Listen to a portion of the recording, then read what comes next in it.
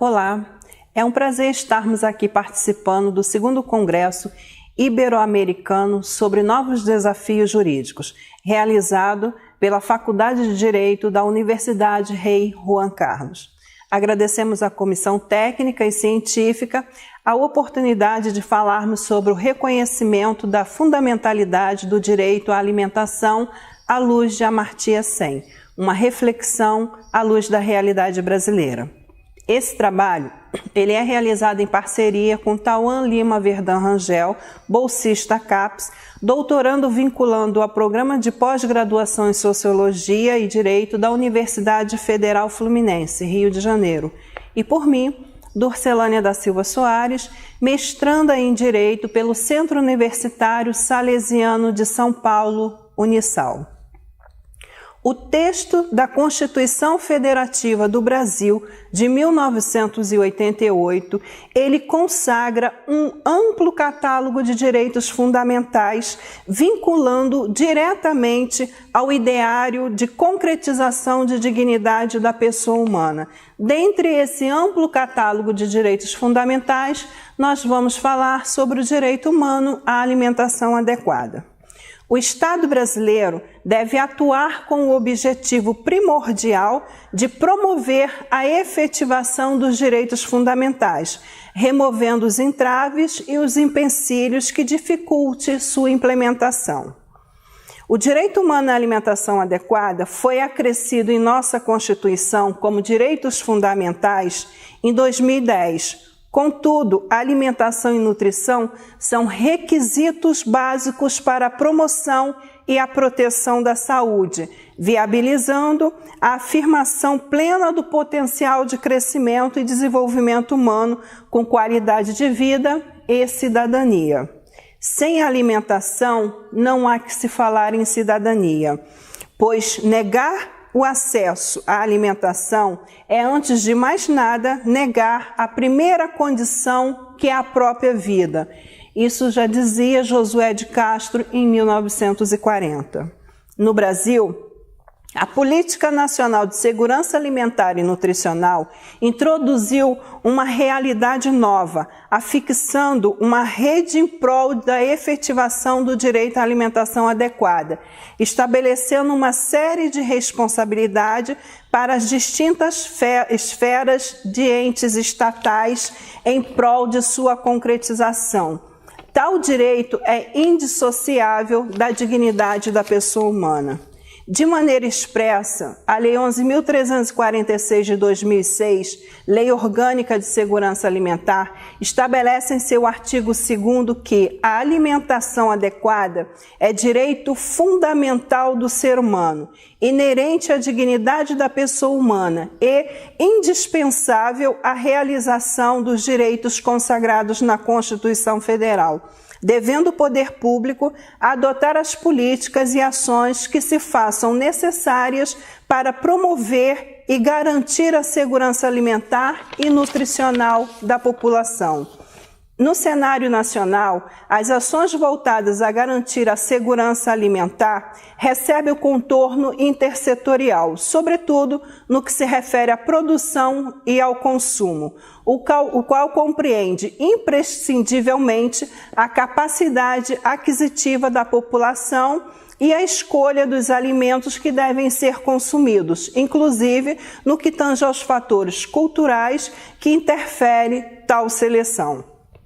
Nesse cenário, verifica-se que o aspecto conceitual de segurança alimentar e nutricional justamente materializa e efetiva o direito a todos ao acesso regular e permanente a alimentos de qualidade em quantidade satisfatória, de modo a não comprometer o acesso a outras necessidades essenciais da dignidade da pessoa humana.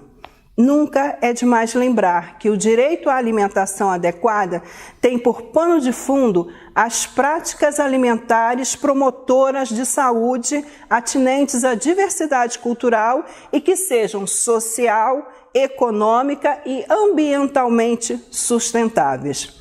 Então, o direito humano à alimentação adequada não consiste simplesmente em um direito a uma ração mínima de calorias, proteínas e outros elementos nutritivos concretos, mas se trata de um direito inclusivo, portanto, deve conter todos os elementos nutritivos que uma pessoa reclama para ter uma vida saudável e ativa, tal como os meios para ter o acesso. Quanto à questão do acesso aos alimentos, vale destacar a análise feita por Amartya Sen da pobreza como a privação de capacidade, pois para Sen, a pobreza pode ser descrita como uma privação de capacidades básicas de um indivíduo e não apenas como uma renda inferior a um patamar pré-estabelecido. A acepção de pobreza como inadequação de capacidade e a noção de pobreza como baixo nível de renda estão vinculados, como sustenta Sen, já que a renda é o meio essencial na obtenção da capacidade. Assim, quanto mais capacidades, maior o potencial produtivo de uma pessoa. De acordo com Sen, pessoas mais qualificadas e com saúde, além de melhoria na qualidade de vida, possuem melhores condições de buscar maiores rendas e de participarem politicamente. Todas as medidas têm o condão de ampliar a oportunidade de um indivíduo viver com dignidade. Ressaltamos não ser possível falar em capacidade, liberdade ou em saúde sem uma alimentação adequada, sem o acesso à água e à terra. O Estado brasileiro cabe prioritariamente a implementação de políticas de segurança alimentar e nutricional, vez que a fome é uma questão que deve estar na agenda prioritária de atuação do poder público, conforme já manifestou o Sen. O Estado brasileiro tem obrigações no que se refere à realização ao direito humano à alimentação adequada, obrigação de respeitar, de proteger e de garantir. Não é permitido admitir em nenhuma situação que qualquer direito viole ou restrinja a dignidade da pessoa humana, como também não se admite que as pessoas ainda morram de fome no Brasil e no mundo.